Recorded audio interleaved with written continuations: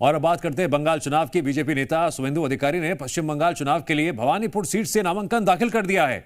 उनके नामांकन से पहले केंद्रीय गृह मंत्री अमित शाह ने पश्चिम बंगाल के भवानीपुर में रोड शो किया और कहा, मैं अगले 15 दिन बंगाल में रहने वाला हूं। टीएमसी को जड़ से उखाड़ फेंकने और उसे बंगाल की खाड़ी में फेंकना उनका मकसद है।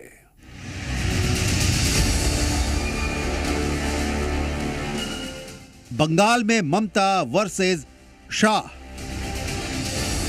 शाह के संकल्प पर मुहर लगाएगा बंगाल।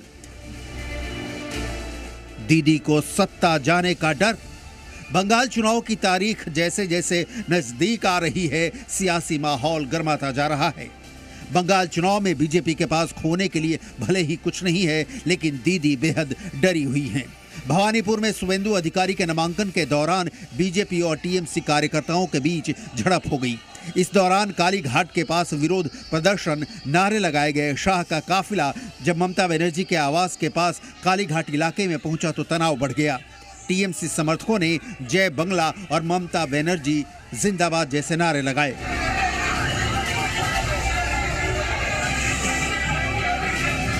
हालात काबू करने के लिए पुलिस ने बैरिकेडिंग की और भीड़ पर कंट्रोल किया। अमित शाह ने कहा कि शुवेंदु अधिकारी नंदीग्राम से चुनाव लड़ना चाहते थे, लेकिन मैंने उनसे कहा कि सिर्फ नंदीग्राम में ही नहीं बल्कि हमें ममता को उनके घर में भी हराना होगा। मुख्यमंत्री ममता बनर्जी पश्चिम बंगाल की भवानीपुर और नंदीग्राम सीट से चुनाव लड़ रही हैं। बीजेपी ने उनके खिलाफ शुवेंदु अधिकारी को दोनों सीटों से मैदान में उतारा है। शाह ने जनता से अपील की है कि टीएमसी को जड़ से उखाड़ फेंकने और उसे बंगाल की खाड़ी में फेंकने के लिए हर किसी को बिना किसी डर के वोट देना चाहिए। पूरा बंगाल ममता बनर्जी को विदाई करने के लिए तैयार है,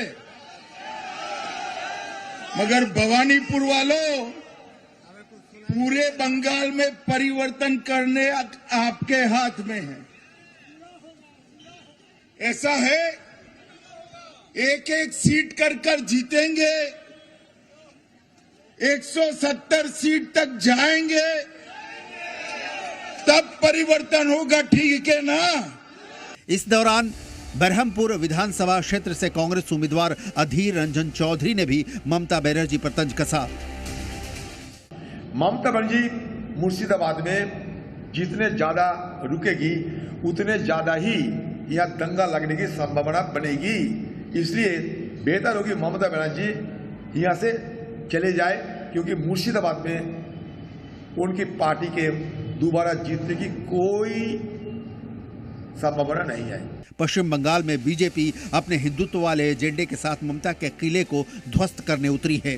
ममता बनर्जी की हिंदू विरोधी सोच पर हमलावर है और बीजेपी के इस हिट चुनावी एजेंडे ने ममता को डरा दिया है। और यही वजह है कि पश्चिम बंगाल में जीत का चौका जड़ने के लिए मुस्लिम वोट बैंक को डराकर अपने पाले में करना ममता की जरूरत भी है और मजबूरी भी। ब्यूरो रिपोर्ट, जी मीडिया।